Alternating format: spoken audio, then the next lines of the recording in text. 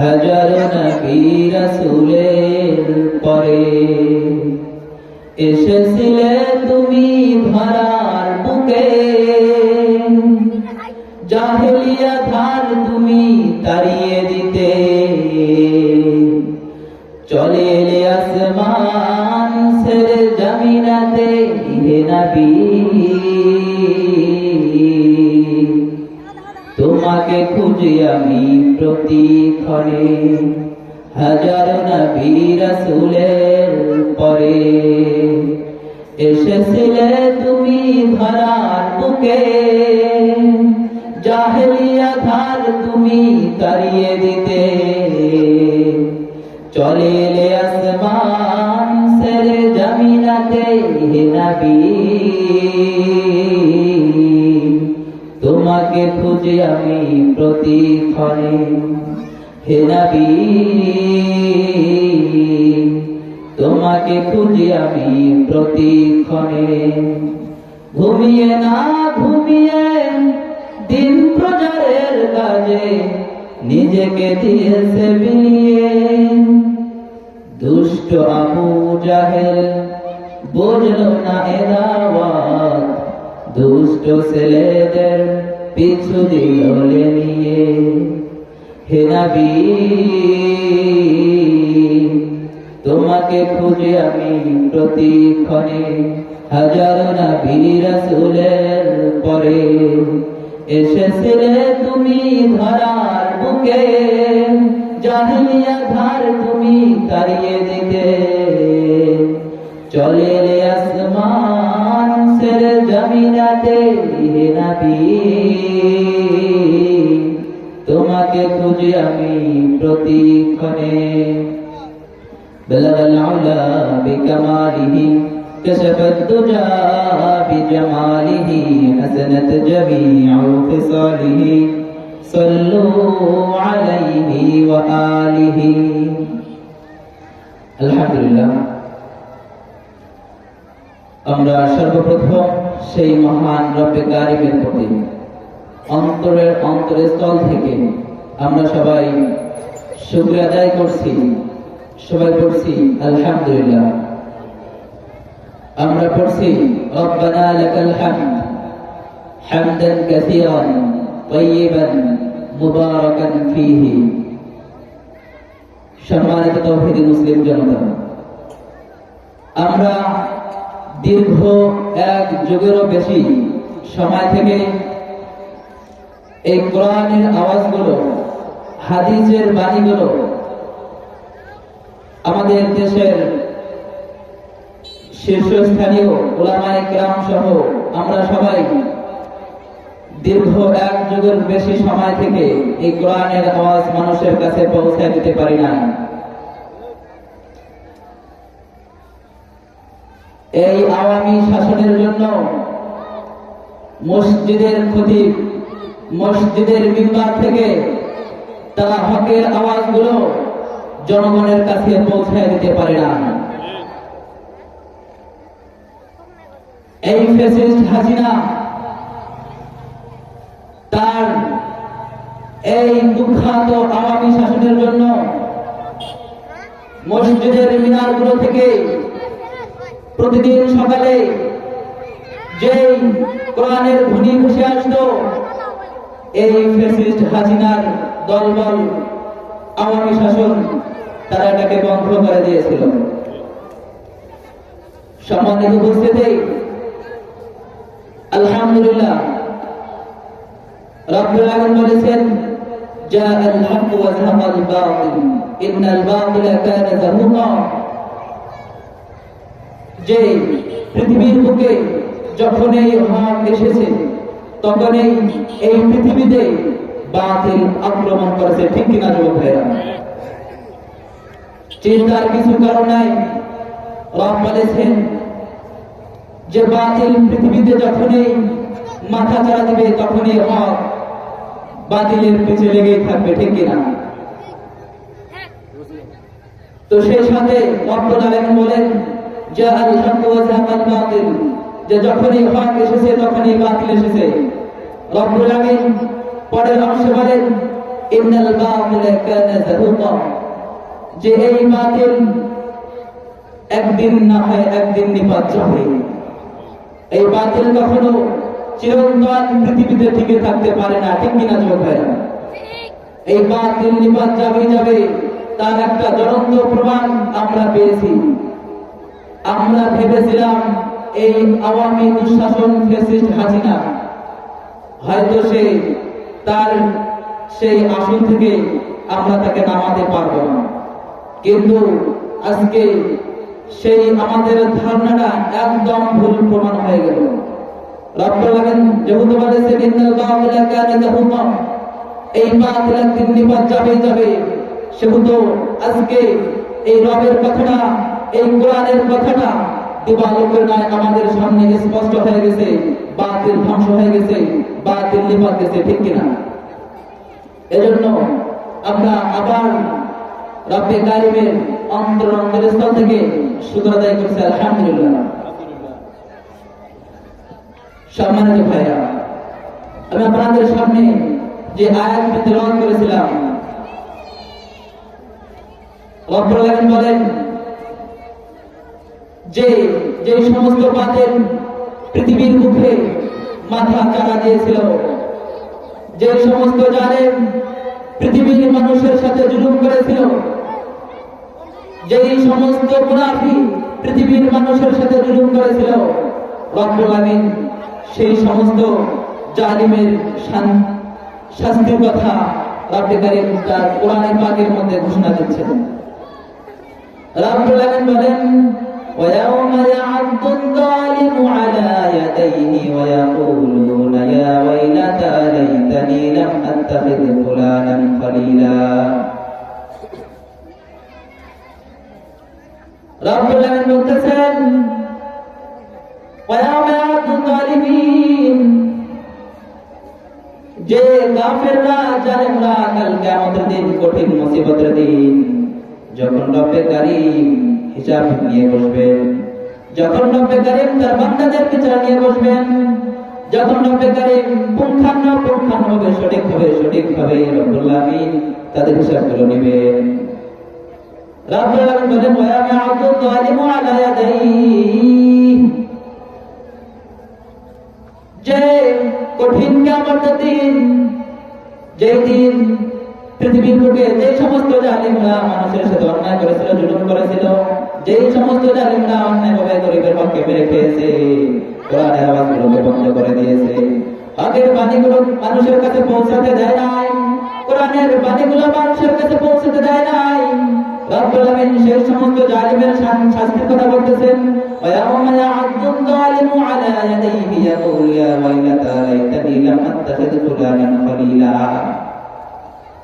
রব্বুল আলামিন বলতেছেন ওই কঠিন কিয়ামতের দিন কাফেররা তাদের, জালিমরা তাদের দুই হাত কামড়াতে থাকবে, দুই হাত কামড়াতে তাদের দুই হাত সমস্ত কিছু শেষ করে ফেলবে, আর বলবে ইয়া ওয়াইলাতা, হায় আমাদের দুর্ভাগ্য, হায় আমাদের আফসোস, আমরা পৃথিবীর বুকে কেন আমরা তাকে নেতা হিসেবে মেনে নিয়েছি, কেন আমরা তাকে বন্ধু হিসেবে গ্রহণ করেছি, যার জন্য আজকে তার জন্য আমাদেরকে এই শাস্তি পেতে হচ্ছে।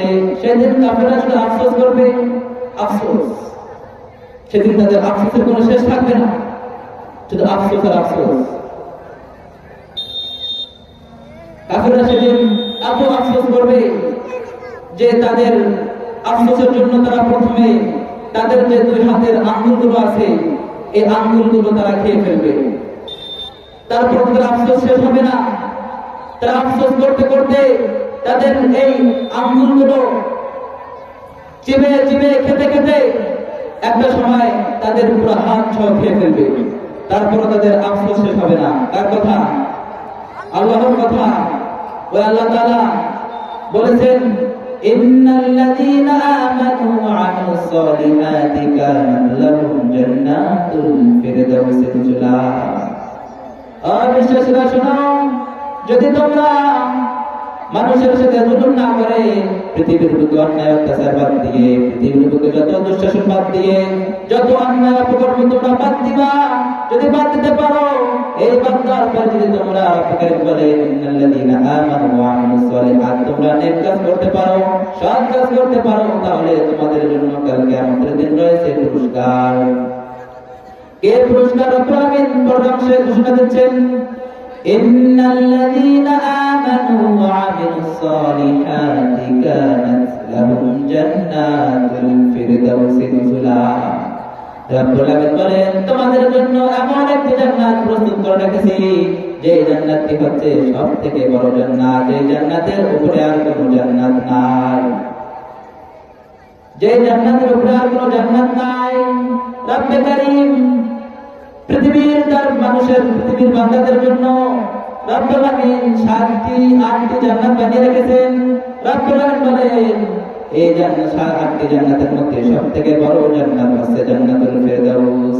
রব্বুল আমিন বলেন, যদি তোমরা সৎ কাজ করতে পারো, যদি তোমরা নেকের কাজ করতে পারো, যদি তোমরা গরীব দুঃখীদের দান করতে পারো, যদি তোমরা সালাত করতে পারো, যদি তোমরা নামাজ আদায় করতে পারো, যদি তোমরা দান সদকা করতে পারো, তাহলে তোমার জন্য রয়েছে পৃথিবীর বুকে তোমার তো রব্বুল আমিন নিয়ামত দিবেন, তবে তোমাদের কাল কিয়ামতের দিন কঠিন একটা তোমাদের জন্য রব্বুল আমিন পুরস্কার ব্যবস্থা করে রেখেছেন। সেই পুরস্কারটি হচ্ছে জান্নাতুল ফিরদাউস। আল্লাহ আমাদের জান্নাতুল ফিরদাউস দান করবেন। আর এই জান্নাতুল ফিরদাউস যে কি সুখ শান্তির জায়গা, এটা আমরা সবাই জানি। রব্বুল আমিন বলেন, খালিদিনা ফিহা লা ইয়াবগুনা আনহা হিওয়ালা। তোমাদেরকে আমি জান্নাত দেব তো দেবই, যে তোমাদেরকে জান্নাত দিয়ে যে কিছুদিন পরে তোমাদেরকে জান্নাত থেকে বের করে দেবে এমনটা নয়। রব্বুল আমিন বলেন, তোমাদেরকে জান্নাত দেওয়ার পরে তোমরা সেই জান্নাতের মধ্যে চিরস্থায়ী অবস্থান করবে। সুবহানাল্লাহ। কার কথা? আল্লাহর কথা। তাহলে আমাদের কি করতে হবে? সর্বোপরি আমাদের নেক কাজ করতে হবে। আমাদের জুলুমের ধারের কাছেও যাওয়া যাবে না, শিরকের ধারের কাছেও যাওয়া যাবে না। যদি আমরা জুলুম করি, শিরক করি, বিশ্বনবী সাল্লাল্লাহু আলাইহি সাল্লাম বুখারীর বর্ণনা, তিনি বলেন, আল-যুলমু যুলমাতি ইয়াউমাল কিয়ামাহ, কাল কঠিন কিয়ামতের দিন, যেই দিন সূর্যটা অন্ধকার মাথার উপরে থাকবে, মানুষের মাথার মগজগুলো গলে বেয়ে নাকের ছিদ্র দিয়ে, কানের ছিদ্র দিয়ে পড়তে থাকবে। রব্বুল আমিন বলেন, কি কঠিন একটা মুসিবত হবে ওই কিয়ামতের দিন। বিশ্বনবী সাল্লাল্লাহু আলাইহি সাল্লাম বলেন, আল-যুলমু যুলমাতি ইয়াউমাল কিয়ামাহ, যদি তোমরা মানুষের সাথে জুলুম করো, অন্যায় করো, অন্যায় করে মানুষের টাকা মেরে দাও, অন্যায় করে মানুষের জমি ঠেলে দাও, অন্যায় করো, মানুষকে হক থেকে বিরত রাখো, আলেম ওলামাদের জবান দিয়ে আল কোরআনের বাণীগুলো বলা থেকে তোমরা বিরত রাখো, তাহলে তোমরা শুনে রাখো, বিশ্বনবী সাল্লাল্লাহু আলাইহি সাল্লাম বুখারীর বর্ণনায় বলেন, আল-যুলমু যুলমাতি ইয়াউমাল কিয়ামাহ, কাল কঠিন কিয়ামতের দিন এই জুলুমটা এমন অন্ধকার রূপ ধারণ করবে, যে অন্ধকারের পরে আর কোনো অন্ধকার হয় না। কার কথা? বিশ্বনবী সাল্লাল্লাহু আলাইহি সাল্লাম স্পষ্ট হাদিস বলে দিয়েছেন। এজন্য আমাদের জুলুম করা যাবে না। যারা জুলুম করেছে তারাই পতন হয়েছে, ঠিক কিনা? এই আওয়ামী দুঃশাসন এত জালেম ছিল, সেটা ধারণার বাহিরে। শত শত আলেমের কণ্ঠকে তারা স্তব্ধ করে দিয়েছে। এই আওয়ামী দুঃশাসনের কিছু দালাল, তারা আমাকেও তারা ছেড়ে দেয় নাই। যেভাবে বিশ্বনবী সাল্লাল্লাহু আলাইহি সাল্লামকে আবু জাহেল, উতবা, সাইবা একদম সবথেকে ঘনিষ্ঠ কাছের লোক হওয়ার পরেও বিশ্বনবী সাল্লাল্লাহু আলাইহি সাল্লাম যখন এই কোরআনের আওয়াজকে মানুষের সামনে উপস্থাপনা করতে লাগলেন, এই দিনের বাণীগুলো মানুষের সামনে ছেড়ে দিতে লাগলেন, তখন বিশ্বনবী সাল্লাল্লাহু আলাইহি সাল্লামের পেছনে ওই আবু জাহেল, উতবা, সাইবা লেগে গেল, ঠিক কিনা? তো এত কাছের লোক হওয়া সত্ত্বেও তাদের এই কোরআনের বাণীগুলো সহ্য হয় নাই, কারণ আল্লাহ তাআলা তাদের কপাল হেদায়েত রাখে নাই, ঠিক কিনা লোক ভাইরা? তেমনি ভাবে এই আওয়ামী দুঃশাসনের কিছু লোক যাদের বাসা আমার বাসার কাছে, এই দুষ্ট প্রকৃতির কিছু আওয়ামী দালাল মসজিদের মিম্বারে হকের কথা বলার জন্য তারা আমার কণ্ঠকে স্তব্ধ করে দিয়েছিল। তারা বলেছিল তারা নাকি আমাকে হাইকোর্টে তারা আমার নামে মামলা দেবে হকের কথা বলার জন্য। আমি আমার মসজিদের মিম্বারে দাঁড়িয়ে বলেছিলাম দীর্ঘ 3 বছর কারাদণ্ড কারাভুক্ত আমাদের প্রাণ প্রিয় সাহেব আল্লামা মামুনুল হক সাহেব, তিনি মুক্তি পেয়েছেন। আমরা সবাই তার জন্য দোয়া করব। এই আওয়ামী দুঃশাসনের কিছু দালালের আমার এই কথাটা তাদের সহ্য হয় নাই।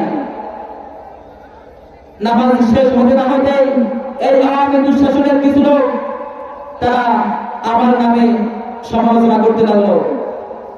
তারা বলেছিল তারা আমার পড়ালেখাকে ধ্বংস করে দেবে, তারা বলেছিল আমার লাইফটাকে তারা ধ্বংস করে দেবে।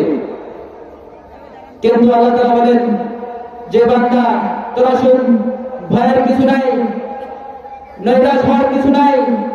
আমি আল্লাহ তাআলা যার পেছনে থাকি, আমি আল্লাহ তাআলা যার সাথে থাকি, তার ভয়ের কিছু নাই।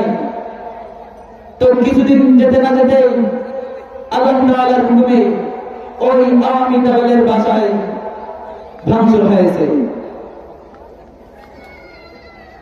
আল্লাহ তাআলা বলেন যে আমি আল্লাহ তাআলা ছাড় দেই না। নমরুদকে ছেড়ে দিয়েছি, ছাড় দেই নাই। ফিরআউনকে ছেড়ে দিয়েছি, ছাড় দেই নাই। হামানকে ছেড়ে দিয়েছি, ছাড় দেই নাই। বাচ্চা সেকেন্ডারকে ছেড়ে দিয়েছি, ছাড় দেই নাই। এই ফ্যাসিস্ট হাসিনা সহ হাসিনার দলবলকে ছেড়ে দিয়েছি, কিন্তু ছাড় দেই নাই। তার জ্বলন্ত প্রমাণ আমরা পেয়েছি, ঠিক কিনা যুবক ভাইরা? ইনশাআল্লাহ এই জ্বলন্ত প্রমাণ আমরা পেয়েছি। আমরা এই জ্বলন্ত প্রমাণ আরো আমাদের স্পষ্ট করবো ইনশাআল্লাহ তাআলা। সেই সাথে বলে দিতে চাই, হাজার হাজার মায়ের বুক খালি করে, হাজার হাজার ফোঁটা রক্তের বিনিময়ে আজকে আমরা 5ই আগস্ট আমরা এই বাংলার জমিনকে স্বাধীন করেছি, ঠিক কিনা যুবক ভাইরা? আমি বলতে চাই এই বাংলার জমিন থেকে আমরা আওয়ামী দুঃশাসনকে উদ্ধার করেছি, ঠিক কিনা? তো এই বাংলার জমিনে কোন আওয়ামী দুঃশাসনের কোন দালাল এই বাংলার জমিনে উপদেষ্টা হবে, আমরা এটা কখনো দেখতে চাই না। স্পষ্ট ঘোষণা করতেছি, উপদেষ্টা ফারুককে বলতেছি, যদি তুমি তোমার গলায় জুতার মালা পড়তে না চাও, তাহলে তুমি সসম্মানে শীঘ্রই উপদেষ্টার পদ থেকে নেমে যাও। বর্তমান অন্তর্বর্তীকালীন সরকারকে বলতে চাই, প্রধান উপদেষ্টাকে বলতে চাই, লক্ষ জনতার বিনিময়ে, লক্ষ লক্ষ রক্তের ফোঁটার বিনিময়ে আমরা এই বাংলার জমিনকে দ্বিতীয়বার 5ই আগস্ট স্বাধীন করেছি। এই উপদেষ্টা ফারুকী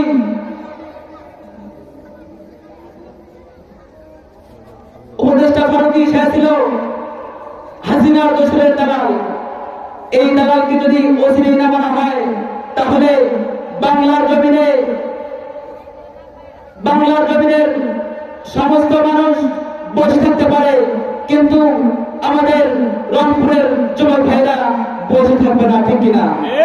তাই আমি বলতে চাই, সময় থাকতে সময়ের কোনো গান যদি আপনারা সম্মান নিয়ে আপনাদের চেয়ারে বসে থাকতে চান, তাহলে আপনারা সম্মানের সহিত এই উপদেষ্টা ফারুকীকে বাংলাদেশ থেকে বিতাড়িত করেন, ঠিক কিনা? সম্মানিত যুবক ভাইরা, আল্লাহ তাআলার কাছে আমরা দোয়া করব যেন আল্লাহ তাআলা আমাদেরকে একটি শান্তিময়, একটি পূর্ণ ইসলামিক শাসন প্রতিষ্ঠা সহ আমাদেরকে একটি ইসলামিক রাষ্ট্র দান করেন। আমি এই বলে আমি আমার সংক্ষিপ্ত আলোচনা এখান থেকে শেষ করছি। ওয়া আখিরু দাওয়ানা আলহামদুলিল্লাহি রাব্বিল আলামিন। আসসালামু আলাইকুম ওয়া রাহমাতুল্লাহি ওয়া বারাকাতুহু। ভুল ত্রুটি মাফ করবেন। এবং আমার জন্য দোয়া করবেন। আল্লাহ তাআলা যেন আমার এই ছোট্ট কণ্ঠটাকে সারা বিশ্বময় ইসলামের জন্য কবুল ও মঞ্জুর করে। সবাই বলছি আমিন।